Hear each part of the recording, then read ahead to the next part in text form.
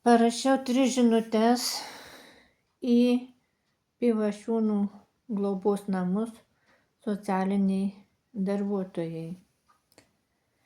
Tačiau Pivašiūnų globos namų socialinė darbuotoja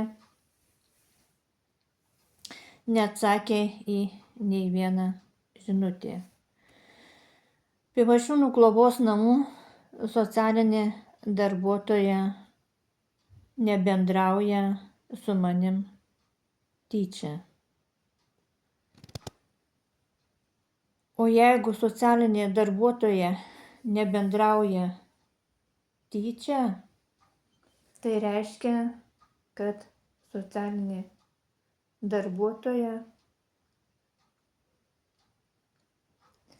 jai nerūpi sunkios negalės žmonės, jai nerūpi sunkios negalės žmonių gerovė, jinai neturi nei žmoniškumo, nei pagarbos, nei supratimo, nei nuoširdumo, nei gerumo.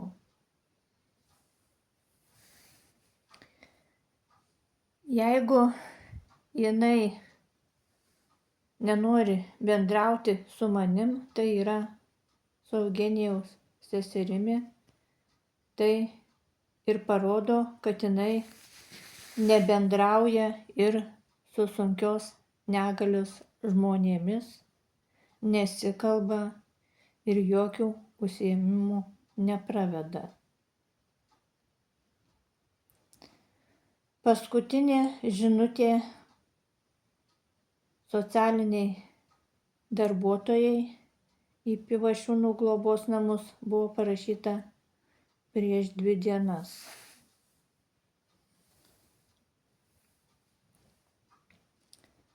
Ar Eugenijaus senas, netinkamas ir nesaugus vežimėlis pakeistas į naują?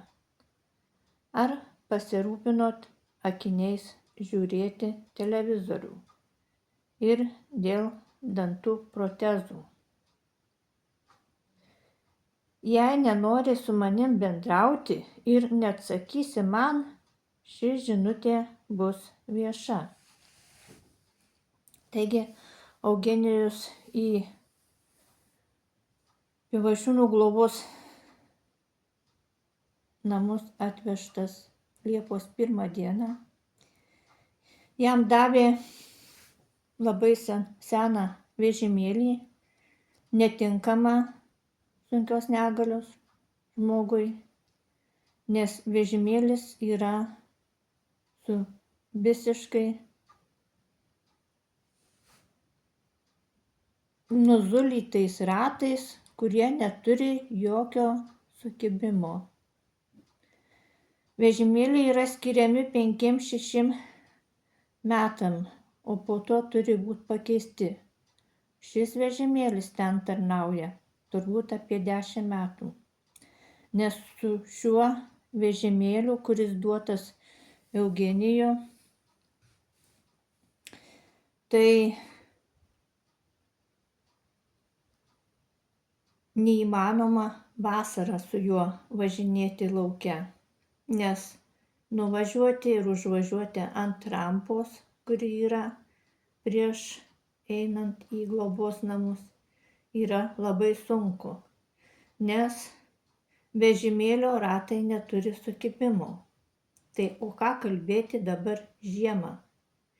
Jeigu norės išvažiuoti žiemą į lauką, kai visur slidu,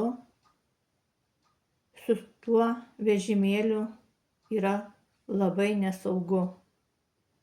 Labai nesaugu.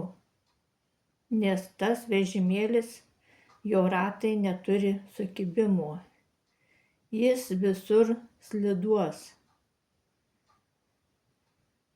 Taigi, socialinė darbuotoja nepasirūpina nuo Liepos mėnesio, dabar lapkričio pabaiga, 5 mėnesiai ir nepasirūpina. Vasarą aš buvau nuvažiavus pas šeimos gydytoją pasikalbėti apie Eugenijaus ligas, kokios yra, kaip yra.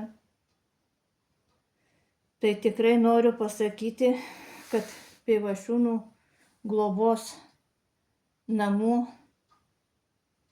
sunkios negalės žmonėms labai pasisekė. Šeimos gydytoja yra labai nuostabi, labai nuostabi, supratinga, žmoniška. Su ja galima visokiais klausimais pasikalbėti, pasikonsultuoti. Ką paklausi, jinai viską atsakys. Tai tikrai galiu pasakyti, kad Pivašiūnų globos namų gyventojams, neįgalies žmonėms su šeimos gydytoja pasisekė labai nuostabus žmogus. Dar kartą kartuoju, labai supratingas ir nuoširdus. Ko negalima pasakyti apie Pivašiūnų globos namų socialinę darbuotoją. Jinai net nenori atrašyti į žinutes. Tai rodo, kad ši socialinė darbuotoja